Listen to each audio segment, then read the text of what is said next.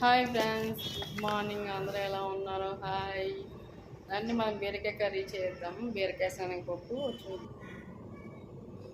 బీరకాయలు పొట్టు తీసి మీడియంగా కట్ చేసుకోవాలి ఫ్రెండ్స్. మీడియంగా కట్ చేసుకోవాలి. 4 కిలోల బీరకాయలు ఇవి.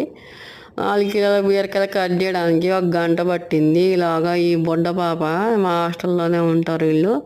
ఈ పాప డ్యాన్స్ చేస్తుంటే ఇంకా నవ్వుకుంటా పాపతో తమాషా పడుతూ ఇంకా నేను బీరకాయలు అన్నీ చేసుకున్నాను. నేను కట్ చేసుకున్న తర్వాత ఇంకా మనం కర్రీ చేద్దాం. కిలో ఉల్లిగడ్డలు కట్ చేసిన.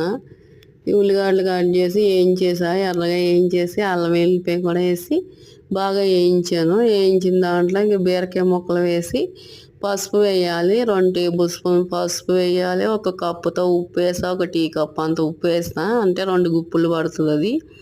ఉప్పు వేసిన తర్వాత ఇంకా 2 గుప్పులు కారం కూడా వేసాను.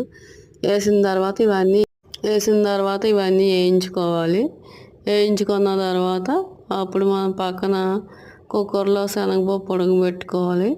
2 కిలోల శనగపప్పు ఉడకబెట్టుకొని అది మంచిగా పలుగ్గా ఉడకాలి, మెత్తగా కాకుండా. ఉడికించిన తర్వాత ఇది బీరకాయ కర్రీలో వేసేయాలి. వేసేసిన తర్వాత ఒక 10 నిమిషాలు అయితే ఉడికించాలి. ఇలా మనం పక్క పొయ్యి మీద చింతపండు రసం పెట్టుకోవచ్చు. చింతపండు, కరివేపాకు, కొత్తిమీర అన్నీ కలిపి ఉప్పు, కారం, పసుపు అన్నీ వేసి ఇందులో వేసేసి చారు బాగా మరగనివ్వాలి. మరగనిచ్చాక తాలింపు వేద్దాము.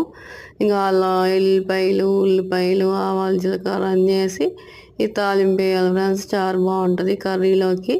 బీరకాయ శనగపప్పులో ఇప్పుడు మనం గరం మసాలా పొడి వేద్దాము. ఇంక చపాతీలోకి, అన్నంలోకి చాలా బాగుంటుంది ఫ్రెండ్స్. మీరు కూడా ట్రై చేయండి, లైక్ చేయండి, సబ్స్క్రైబ్ చేసుకోండి. Thank you friends.